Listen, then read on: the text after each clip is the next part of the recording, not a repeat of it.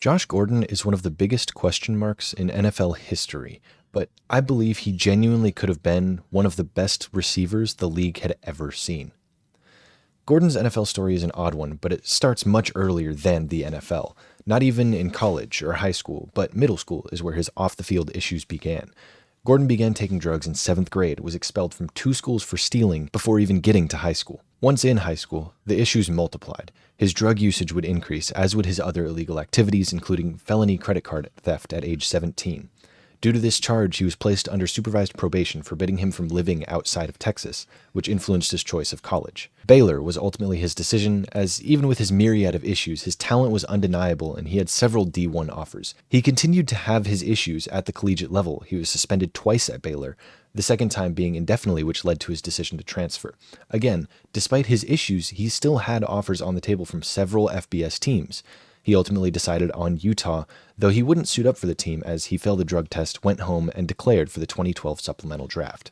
This is where we get into the next part of his story, the draft. Because of those off-the-field issues, Gordon was ineligible for the normal 2012 draft, so instead, he declared and applied for the supplemental draft. This is something that has been a part of the NFL since 1977, but in 1993, the rules of it changed. At first, only players who had graduated or used up all college eligibility were able to be drafted in the supplemental draft, but after 1993, players who faced other adversity were allowed to petition the league for an entry as well. The design of this event is much more confusing and elaborate than the main NFL draft, but to simplify it for the purposes of this video, rather than have the draft picks in an order, teams are allowed to bid future picks on selecting a player. The Browns bid a second-round pick on Gordon in that 2012 supplemental draft, meaning their 2013 second-round pick was spent on Josh Gordon, and he was able to join the team before that 2012 season. Now we get to his time in the league. As a rookie in Cleveland, with Brandon Weeden as his quarterback, Gordon would lead the Browns in targets, receiving yards, and receiving touchdowns. But as bright as his future looked after that stellar rookie year, that would be his only full NFL season. During the offseason between year 1 and 2, Gordon would be suspended for the first 2 games for violating the NFL's substance abuse policy, but playing in the remaining 14 games would have him leading the league in receiving yards with over 1,600. On a full 16-game pace, he would have been just shy of 1,900 receiving yards, and if he had played during the current 17-game seasons, that would have been good for the all-time receiving yardage record. Obviously, I'm not claiming that he would have broken records had he played 17 games, but the fact is, he was on an absurd pace in his second season in the league, catching passes from Jason Campbell, Brandon Weeden, and Brian Hoyer. This was a point where the league thought Gordon was the next big thing. He had a solid rookie campaign, a massive breakout sophomore season, and he was poised to shoot for the moon. This is when his issues fully caught up with him. Entering his 3rd season, Gordon added a DWI to his record and then failed a drug test, finding himself suspended for the entire 2014 season. Due to a change in the NFL's drug policy, this suspension was able to be reduced to just 10 games, and Gordon found himself playing in 5 games that season. He was suspended for the final game of the season due to more issues, but in that 5-game stretch, he recorded 24 catches, 303 yards, and no touchdowns on the year. He would go on to be suspended for the entirety of the 2015 season due to another substance abuse violation. Entering the 2016 season, Gordon applied to be reinstated, failing the first time due to another failed drug test, but succeeding in being reinstated by training camp with a 4-game suspension. This means that he was able to train with the team, able to go to camp, and able to prepare himself for the season, but would not be able to play until Week 5. After this suspension, Gordon wouldn't appear in the Browns' Week 5 matchup, as expected. Instead, he checked himself into rehab. He checked into a 30-day rehab program, then celebrated the completion of that program the only way he knew how, alcohol and drugs, before checking back into rehab for 3 months. He wouldn't take a snap in the 2016 season either. In 2017, Josh Gordon finally re-entered the league in Week 13, playing in the Browns' final 5 games, recording 18 catches for 335 yards and a touchdown. In 2018, the Browns would trade Josh Gordon to the Patriots after the Browns decided to part ways with him, and on the Patriots, Gordon would tally 40 catches, 720 yards, and 3 touchdowns from weeks 4 to 15, before stepping away from football to focus on his mental health and receiving an indefinite ban for violating his conditional reinstatement. This was effectively the end of his career. He spent time with the Patriots and Seahawks the next season before being suspended yet again, and in 2021 he attempted to come back with the Chiefs. In 22 he was on the Titans, but he recorded just 5 catches with the Chiefs and none with the Titans. In 2024, Gordon officially retired from football.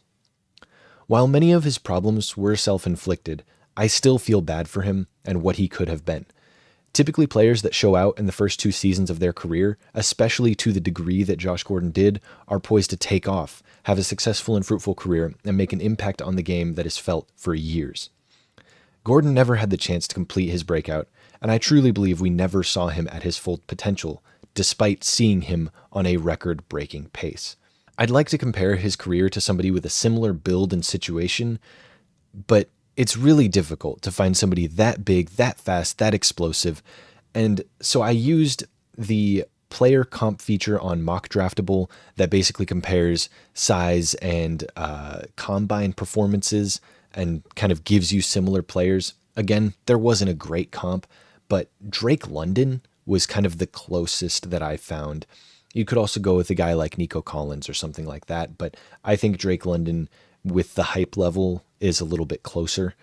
Drake London also went through poor quarterback play for his first 2 and really first 3 seasons, but he went from 900 yards in year 1 and 2 to 1,200 in year 3. Like I said, there is no good comparison for Gordon because he truly was one of a kind. There's nobody with his exact skill set who is able to put up the performances that he had, and the jump that Josh Gordon would have had if he had stayed on the right path and the Browns would have done the impossible, drafting a good quarterback.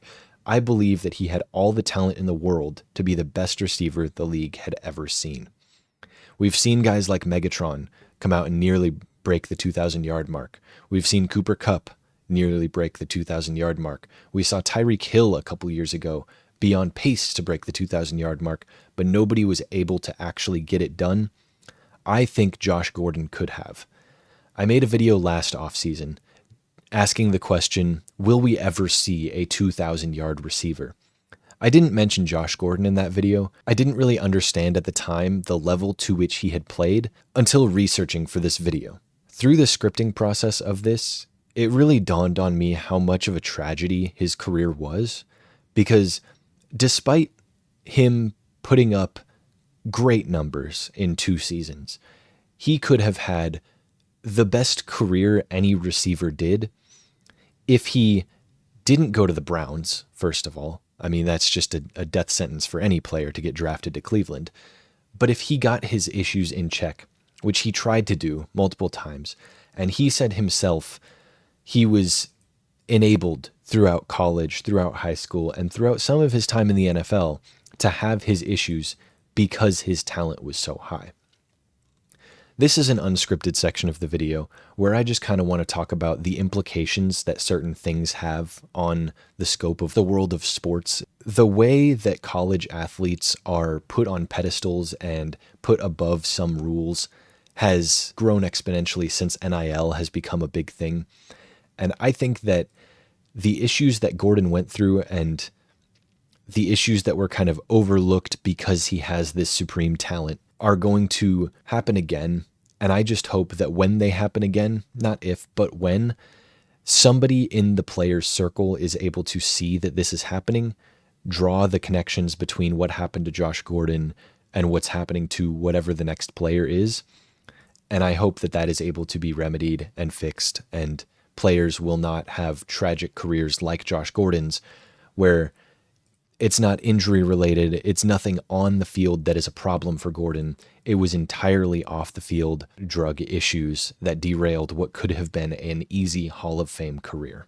As always with all of these videos, let me know your thoughts down in the comments below. Let me know your favorite Josh Gordon memory. As a Patriots fan, those couple weeks in 2018 when he was first traded to the Patriots, those were a crazy time. We finally had gotten a wide receiver 1, and it just never panned out. So let me know who you want me to cover like this next. If there's somebody else with an equally tragic or a tragic career as well that you want me to go over and talk about what they could have been, drop their names down in the comments below. If you enjoyed, drop a like, subscribe, stick around for more off-season content. With all that said, deuces.